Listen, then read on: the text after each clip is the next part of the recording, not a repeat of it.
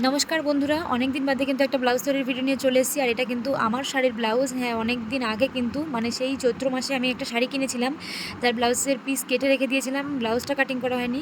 তো ফাইনালি গতকাল কিন্তু আমি কাটিং করে ফেলেছি, আর এখনও সেলাই বাকি।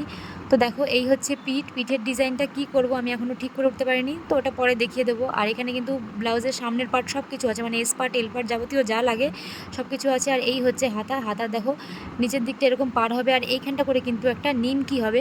তো দেখো, নিমকির ডিজাইনটা কিন্তু আমি অস্ত্র কাপড়ে সুন্দর করে মেপে নিয়ে করে রেখেছি। সেলাইয়ের সময় সব দেখতে পাবে কি করে কি করি। আর এখানে দেখো পট্টিগুলো সব রেডি করা আছে। এটা দিয়ে কিন্তু পিছনের ফিতেটাও তৈরি হবে, আর তার সঙ্গে কিন্তু প্যাডও বসবে।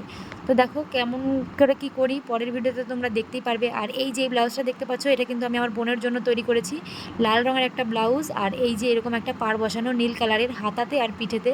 তো ব্লাউজটা কিন্তু কেমন লাগছে আমাকে অবশ্যই কমেন্ট করে জানিও। দেখো কি সুন্দর লাগছে ব্লাউজটা দেখতে না?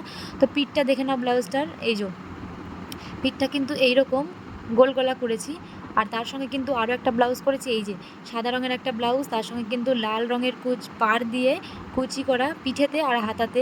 তো পট্টিটা একটু কম পড়ে গেছিলো আমার, এর জন্য কিন্তু আমি এই ব্লাউজটা কমপ্লিট করতে পারিনি। তো দেখো, এই হাতাটা এখনও বাকি। আর বললাম হাতা দুটো কম পড়েছিল, একটা আলাদা লাল রঙের পট্টি ছিল, সেটা কিন্তু আমি হাতাতে লাগিয়েছি, কিন্তু খুব একটা ম্যাচ করেনি, তো আমি ওটা খুলে ফেলবো পরেতে। আর এই যে দেখে নাও, পিঠটা একটা ঘটের মতন পিঠ হয়েছে, খুব সুন্দর লাগছে দেখতে। তো এই হাতাটা তো খুলে ফেলবো বলেছি, এটার সঙ্গে ম্যাচ করেনি, এই জন্য এটা খুলে ফেলবো। আর এরকম পট্টি আসবে যখন, তখন দুটো হাতে একসঙ্গে লাগাবো। তো তোমাদের এই দুটো ব্লাউজের মধ্যে কোন ব্লাউজটা ভালো লাগলো আমাকে কিন্তু অবশ্যই কমেন্ট করে জানিও। আর ভিডিওটা ভালো লাগলে একটা লাইক করে দিও। আর আমার ব্লাউজটা তৈরির ভিডিও খুব শীঘ্রই কিন্তু চলে আসবে, তাই আমাকে ফলো করে রেখো।